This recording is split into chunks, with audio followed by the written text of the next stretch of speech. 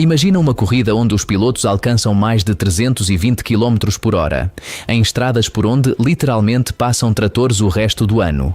Uma corrida onde não há escapatórias de cascalho, não há enormes áreas de segurança, não há barreiras projetadas para absorver impactos e onde um único erro pode provocar um acidente múltiplo capaz de eliminar metade do grid em questão de segundos. Agora imagina que esta competição foi tão perigosa que desapareceu do calendário internacional, após décadas acumulando tragédias. O mais incrível é que a maioria dos fãs de motociclismo nunca ouviu falar dela, enquanto o MotoGP e a Ilha de Macau dominam as manchetes. Existe uma corrida que muitos pilotos consideram ainda mais aterrorizante, uma prova tão rápida que alguns a chamaram simplesmente a corrida onde a física sempre vence. E quando você descobrir que acontece em uma seção conhecida como o Flying Kilo, você entenderá perfeitamente porquê. Antes de começar, me diga nos comentários: você se atreveria a correr uma única volta nesta pista se te pagassem $1 milhão para entender o que torna o Ulster Grand Prix diferente de qualquer outra corrida do planeta? É preciso começar por um número: 136,415 milhas por hora. Esse é o recorde absoluto de volta em corridas de estrada, estabelecido por Peter Hickman no Ulster Grand Prix de 2019 em uma BMW, não na Ilha de Macau. Não em Macau, aqui, em um circuito da Irlanda do Norte que a maioria dos fãs de motociclismo nem sabe que existe. E o lugar onde essa velocidade se concentra de uma maneira que resulta quase incompreensível para qualquer piloto que venha do mundo do circuito fechado é o trecho conhecido como Fly-in Kilo. Não é um nome poético, é uma descrição literal. 1 quilômetro de estrada rural onde as superbikes alcançam suas velocidades máximas, cercadas por árvores centenárias. Muros de pedra, postes e sinais que fazem parte da mesma paisagem que você veria qualquer terça-feira do ano se dirigisse por essa zona da Irlanda do Norte. A história da velocidade em Dundrod é um relato de progressão constante e quase incompreensível. Em 1950, Geoff Duke se tornou o primeiro piloto a superar as 100 milhas por hora em uma volta ao circuito. Em 1963, Miki Owoda alcançou essa mesma cifra como se fosse a um mínimo. Em 1984, Jordan Laplograva já às 120 milhas por hora. Cada geração chegou pensando que o limite já estava perto, e cada geração o quebrou. Mas o Flying Kilo não é simplesmente uma reta longa. Seu perigo vem da combinação de 3 elementos que nenhum circuito moderno apareceria juntos. Primeiro, a velocidade. As motos chegam a esse trecho já em plena aceleração, sem zonas de aquecimento prévio nem escapatórias laterais.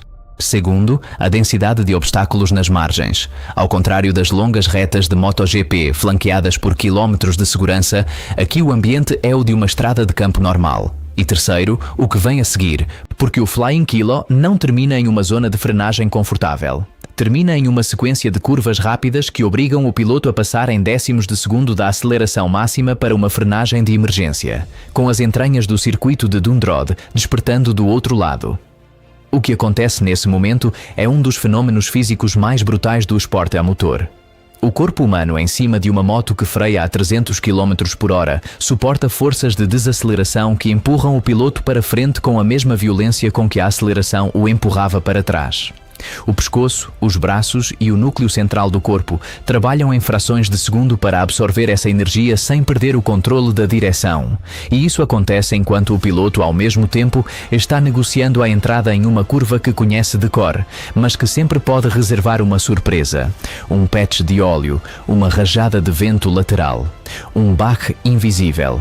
Na MotoGP, quando algo dá errado nessa situação, o piloto normalmente tem 100, 200, em alguns circuitos até 400 metros de asfalto para parar a moto antes de chegar a uma barreira projetada especificamente para absorver o impacto. No Flying Kilo, essa opção não existe.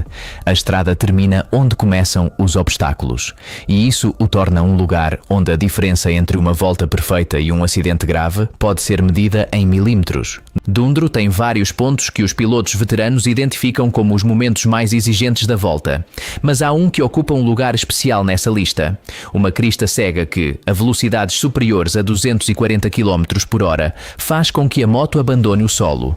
Não é uma metáfora, É física pura. Quando uma moto viaja a essa velocidade e o asfalto desaparece sob ela porque a estrada sobe e depois desce mais rapidamente do que as rodas podem acompanhar, o contato com o solo é interrompido. Durante uma fração de segundo, o piloto deixa de pilotar e se torna algo parecido com um passageiro. A direção não responde porque as rodas não têm superfície contra a qual empurrar. Os freios não funcionam porque não há tração. Os controles de estabilidade eletrônica ficam sem dados porque o sistema não consegue ler o que está acontecendo em uma roda que está no ar. E tudo isso acontece enquanto a mente do piloto já está calculando o ponto exato em que a moto vai aterrissar, como a suspensão vai responder nesse instante e como o guidão deve estar posicionado para que a moto saia estável dessa situação e possa continuar acelerando em direção à próxima curva. A engenharia de uma superbike moderna é projetada, entre outras coisas, para gerenciar esses momentos. As suspensões trabalham com configurações específicas para absorver o impacto da aterrissagem sem que a roda dianteira rebote para cima e provoque o que os pilotos chamam de tanque slapar. Esse movimento circular do guidão que, em altas velocidades, pode ser incontrolável. Os sistemas de controle da aceleração têm modos específicos para detectar quando a roda traseira está no ar e reduzir a potência automaticamente para evitar que o motor acelere sem carga e provoque um impacto brutal ao aterrissar. Mas nenhuma tecnologia elimina completamente o fator humano nesse momento. O piloto precisa entrar na crista com a posição correta, a velocidade correta e na configuração da moto correta. Um erro em qualquer uma dessas três variáveis pode transformar um salto controlado em uma situação que nenhum sistema eletrônico pode recuperar. O fascinante desse aspecto do Ulster Grand Prix é o que revela sobre a natureza da coragem no esporte a motor.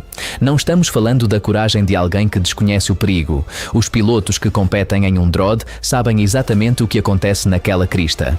Eles estudaram vídeos, conversaram com pilotos anteriores, eles andaram lá em sessões de prática mais lentas e sentiram em seu próprio corpo o que a moto faz naquele ponto. E mesmo assim, quando chega à corrida, aceleram antes da crista exatamente da mesma forma, porque sabem que isso é o que requer o tempo de volta que precisam. E essa combinação de conhecimento total do risco e decisão consciente de assumi-lo é o que define esses pilotos de uma maneira que vai muito além da simples coragem instintiva. Para entender o Ulster Grand Prix, é preciso conhecer sua história. E sua história é a de uma corrida que durante décadas não foi simplesmente uma competição importante, foi parte do tecido fundacional do Campeonato Mundial de Motociclismo. O Ulster Grand Prix foi realizado pela primeira vez em 1922, inicialmente em um circuito de 20,5 milhas em Clady. Entre 1949 e 1971, teve status de prova do Campeonato Mundial. E em 1953 foi transferido para o circuito de Dundrot, o mesmo traçado de 7,4 milhas de estradas públicas que utilizaria durante o resto de sua história. Isso significa que os mesmos pilotos que hoje admiramos como lendas de uma época diferente eram obrigados a passar por Dundrot se quisessem ser campeões do mundo. J.O.F. Duque, Mickey Ailbooth, J.A. como Agostini. Nomes que o motociclismo moderno estuda nos livros de história tiveram que enfrentar essas estradas irlandesas, aqueles mesmos muros de pedra, aquele mesmo vento que empurra lateralmente do Atlântico, como parte de seu trabalho. E durante aqueles anos, o Ulster Grand Prix foi algo mais do que uma prova do Mundial. Foi um laboratório. Os fabricantes chegavam lá com seus protótipos mais avançados precisamente por causa da natureza do circuito de Dundrot. Com suas longas curvas de alta velocidade e trechos de aceleração sustentada, era ideal para testar o limite de desempenho das motos. As batalhas entre as marcas em Dundrot tiveram consequências diretas sobre o desenvolvimento técnico do motociclismo nas décadas de 50 e 60. Era o lugar onde a engenharia se media contra a física em seus termos mais puros. Mas a mesma razão que tornava o Ulster Grand Prix tão valioso como banco de provas foi a que acabou gerando o conflito inevitável.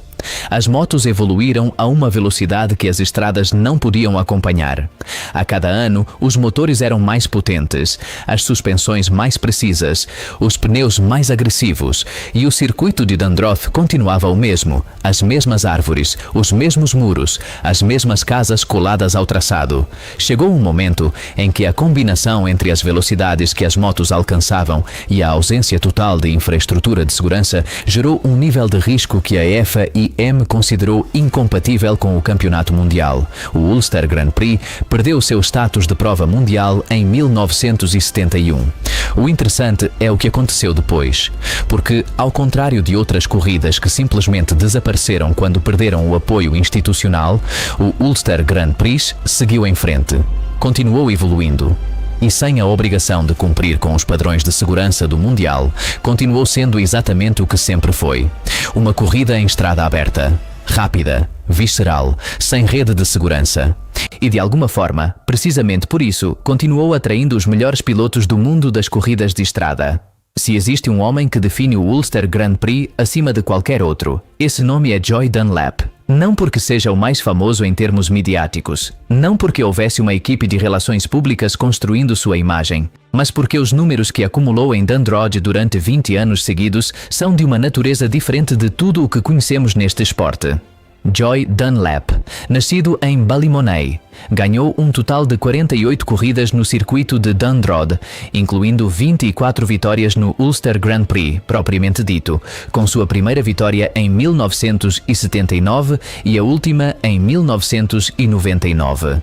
20 anos de domínio sobre o mesmo circuito, em diferentes categorias, com diferentes motos, contra diferentes gerações de rivais. Isso não é simplesmente um recorde esportivo, é uma relação quase pessoal entre um homem e um pedaço de estrada. O que fazia Dunlap diferente em Dundroth não era apenas a velocidade, era o conhecimento. Em 1984, foi o primeiro piloto a completar uma volta no circuito a 120 milhas por hora. Mas o que seus rivais mais lembravam dele não era que ele fosse o mais rápido nos trechos de alta velocidade. Era que ele nunca cometia erros nos pontos onde outros os cometiam. Ele tinha esse tipo de memória de circuito que só se constrói com anos e anos de corridas, com o conhecimento acumulado de milhares de voltas que lhe permitiam antecipar o que a moto iria fazer antes que acontecesse. Dunlap não era o produto de um sistema esportivo moderno.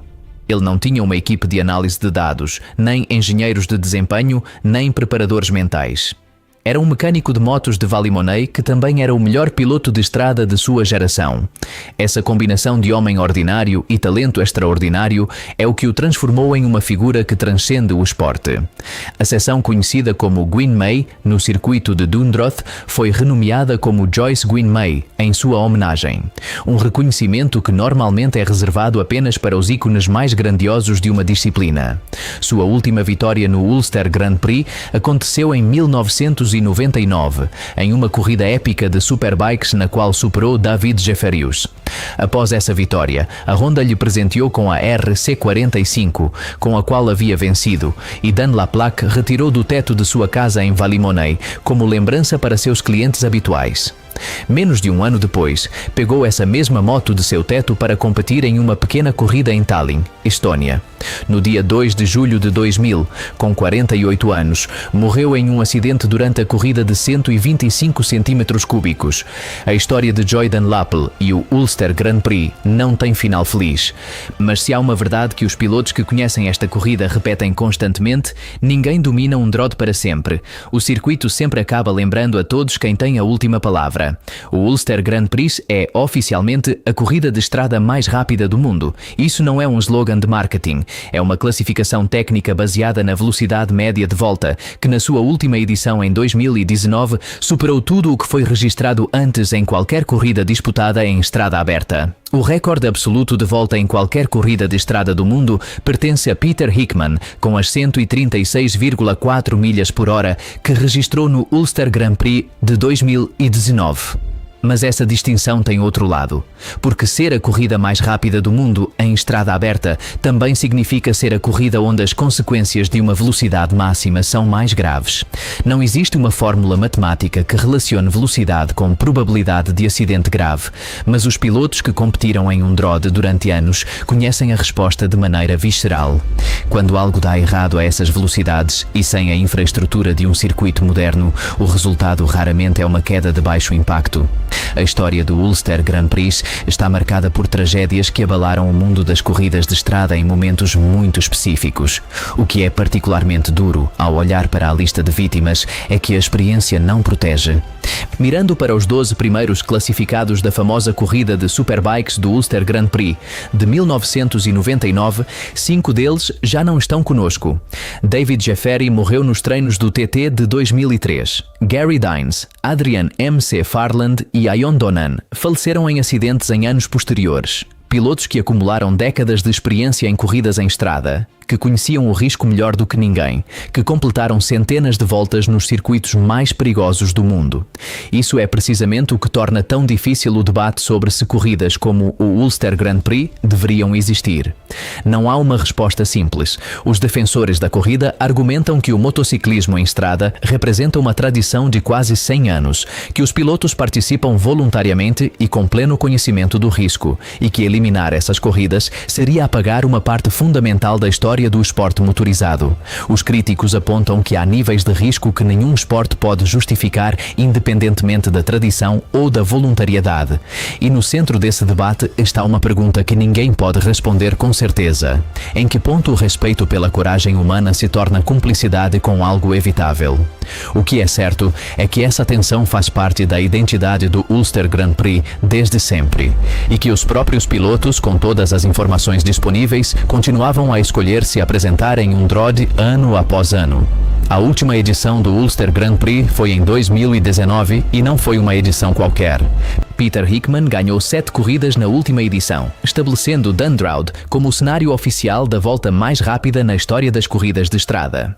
Foi o tipo de final que ninguém planejou, mas que, visto em perspectiva, dificilmente poderia ter sido mais representativo do que o Ulster Grand Prix significava. O que veio a seguir não foi uma decisão esportiva, foi a confluência de vários problemas que se acumulavam há anos sob a superfície. O Dundroud and District Club, a organização que gerenciava o evento há décadas, foi alvo de uma ordem de liquidação em 2020 após acumular dívidas próximas a 300 mil libras esterlinas. A pandemia chegou no pior momento possível, mas os problemas financeiros já existiam antes que alguém tivesse ouvido falar do Covid-19. A corrida foi cancelada em 2020 e 2021 por causa da pandemia, mas quando o mundo voltou ao normal, o Ulster Grand Prix não voltou com ele. Os problemas de seguros, a falta de financiamento público e a liquidação do clube organizador criaram um nó que nenhuma solução parcial conseguiu desatar desde então. Houve tentativas de resgate. Um pacote de financiamento governamental de 800 mil libras havia sido aprovado em princípio para reunir sob uma mesma estrutura organizativa o Ulster Grand Prix e o Northwest 200, mas Turizen retirou seu apoio e o plano desmoronou.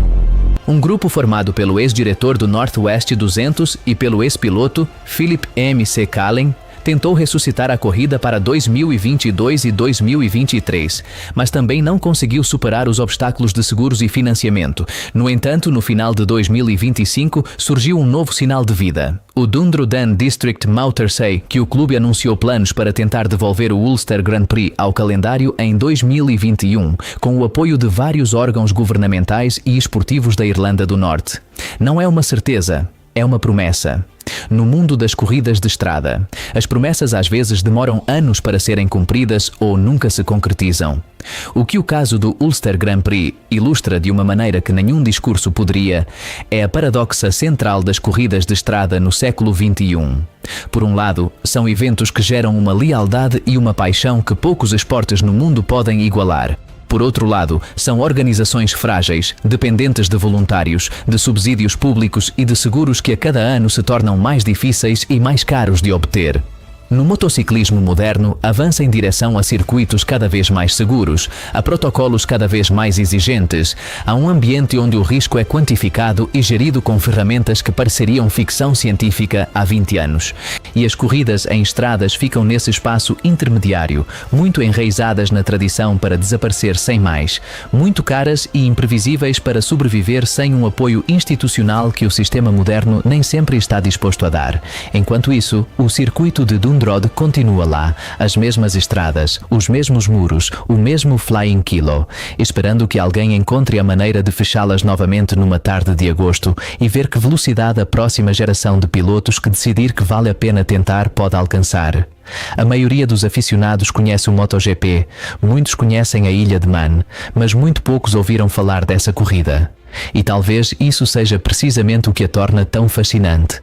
Representa uma época diferente do motociclismo, uma época onde a velocidade importava mais do que qualquer outra coisa, onde as estradas eram os circuitos e onde os pilotos aceitavam riscos que hoje parecem impossíveis de imaginar. Pessoalmente, acredito que essa mistura de coragem, habilidade e loucura é o que torna essa competição uma das histórias mais incríveis do esporte a motor. Não porque seja perfeita, não porque seja segura, mas porque nos lembra até onde alguns seres humanos estão dispostos a ir para serem os mais rápidos. E enquanto existirem pilotos capazes de enfrentar essas estradas, sua lenda continuará viva. Agora quero saber sua opinião. Você acha que corridas tão perigosas deveriam continuar existindo ou deveriam ser feitas em circuitos seguros?